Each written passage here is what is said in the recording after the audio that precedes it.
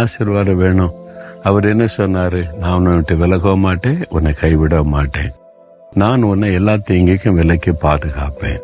அவர் இருக்கும்போது எதை குறித்து ஏன் பயப்படணும்?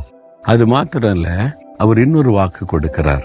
என்ன தெரியுமா? நீதிமொழிகள் 16:33 காரிய சித்தியோ கர்த்தரால் வரும். காரியத்தை நான் உனக்கு சித்திக்க பண்ணுவேன்னு அவர் சொல்றார். என்னால உனக்கு காரியம் சித்திக்கும். ஏதோ ஒரு காரியம் நடக்க மாட்டேங்குது. வீடு கட்டுகிற காரியம் நடக்க மாட்டேங்குது. திருமண காரியம் தடைப்பட்டுக்கிட்டே இருக்கு. வேலைக்கு முயற்சி பண்ணா ஒன்றும் நடக்க மாட்டேங்குது. நான் எதிர்பார்க்கிற விரும்புகிற படிப்புக்கேற்ற வேலை இல்லை, கஷ்டப்படுது. திருமண காரியம் வாய்க்க மாட்டேங்குது. கற்பத்தின் கனி ஒன்றும் வாய்க்கல. ஒன்று காரியம் நடக்க மாட்டேங்குது. வெறும் பணம் தான் வேஸ்ட் ஆகுது. நாட்கள் தான் கடந்து போகுது. ஆண்டு சொல்றாரு, என் மகனே மகளே, நான் காரியத்தை சித்திக்க பண்ணுவேன்.